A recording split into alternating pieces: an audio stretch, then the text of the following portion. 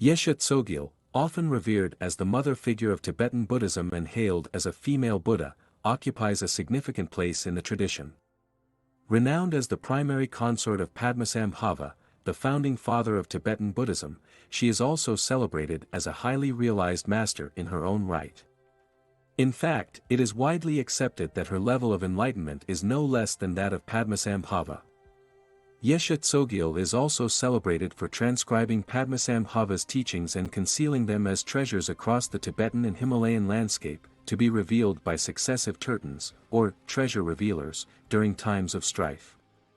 Born as a princess and given the title Princess Lady Lotus in Kharchen, Tibet, around 777 CE, legend has it that her birth mirrored the Buddha's, with a mantra accompanying her mother's painless delivery.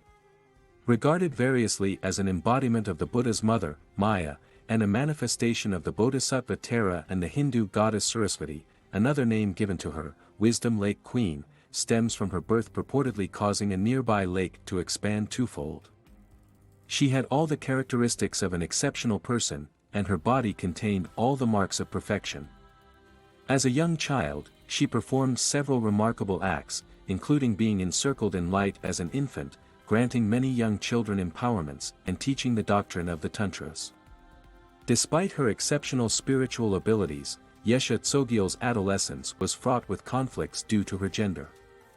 At the age of 16, her beauty attracted numerous suitors, including an Indian king who proposed marriage for his son, and a prince from the palace mighty fortress.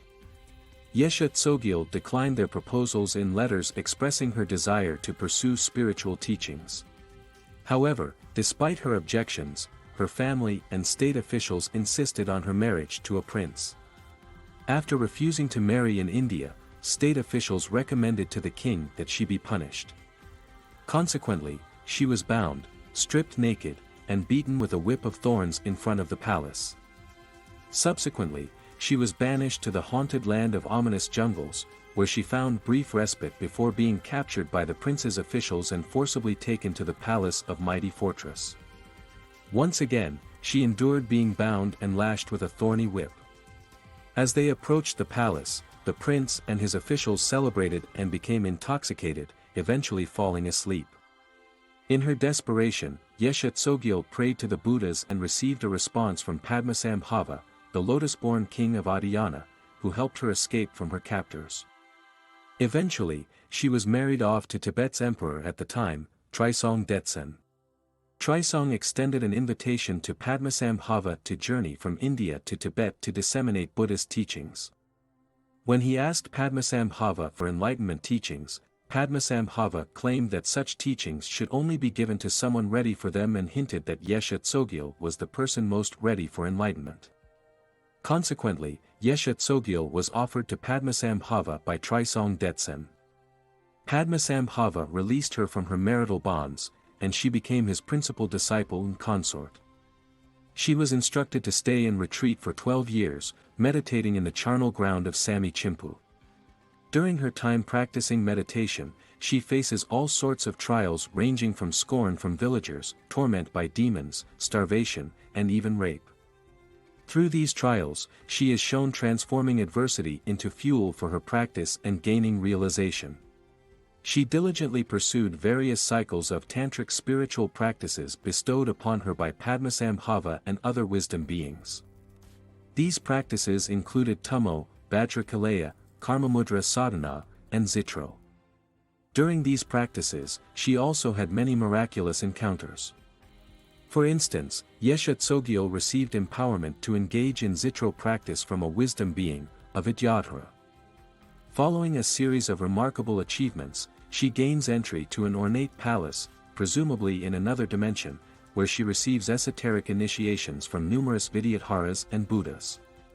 Returning to Chingpu, she encounters 7 bandits who, after a transformative encounter, embrace Buddhist teachings. Together, they journey on a magical carpet to Oina, where they all receive initiations in peaceful and wrathful deity practices, Zitro, from a Vidyadhara. This Vidyadhara grants her the secret name Karchen Za and joyfully engages in blissful union with her. In another instance, the princess was told to go to the hell of endless torment and lead an evil official, Shanti, out of his misery. She descended through the various levels of hell, each progressively worse than the last, until she reached Shanti. She asked the king of karma if she could take on Shanti's suffering by taking his place and sending him back to the human realm. The king declined her request but instructed her that the ritual of the peaceful and wrathful deities to empty the depths of hell might help her achieve her goal. Meditating, Yeshe Tsogyal liberated all the beings in the hell realm, including Shanti, and placed them in a pure land. After returning to the human realm, she was given the name Dakini Yeshe Tsogyal, victorious ocean of wisdom. At the time of her death, Yeshe Tsogyal is known to have had 11 main disciples. However, Tibetans do not believe that her death means she is no longer accessible to them. Her potent blessings are understood to remain in the places she practiced, as well as in the objects she touched, strands of hair, articles of clothing, ritual implements, etc., considered to be relics. Numerous locations throughout the Himalayas are linked to Yeshe Tsogyal's presence. One such site is Tsogyal Latso, a small pond situated in the Drak Valley on the northern bank of the Yarlung Tsangpo River. It is believed to be her life lake, symbolizing the place where her life force is anchored. Adjacent to Tsogyal Latso is the cave complex of Drak Yongzang, where an inner chamber is reputed to resemble her womb. Yeshe Tsogyal also appears to some in visions, posing riddles, offering encouragement, or expounding on the contents of a treasure teaching. Furthermore, the legacy of Yeshe Tsogyal endures through historical women believed to be her emanations. Remarkable women within the Nyingma school of Tibetan Buddhism are often recognized as manifestations of Yeshe Tsogyal and sometimes referred to as Yeshe Tsogyal incarnate. Among these emanations are Mashig Labdran, 11th to 12th century, and female Tertons such as Jomo Menmo, 13th century, and Sarah Kandro, early 20th century, as well as Mingyur Paldran, the daughter and successor of the renowned 17th century Terton Turdak Lingpa, who founded Mindrolling Monastery outside Lhasa. Consider Kandro Ter Lamo, a contemporary female Terton hailing from the Golok region in eastern Tibet, 1938 to 2002, recognized as an emanation of Yeshe Tsogyal.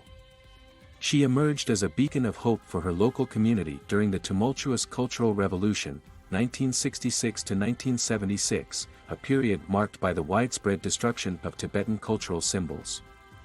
During this period, monasteries were closed, sacred texts and artifacts were destroyed or confiscated, and monks and nuns were compelled to abandon their robes. Many lamas fled into exile or perished in prison, among them Kandro Ter Lamo's first husband and 3 brothers, who were incarcerated in the late 1950s.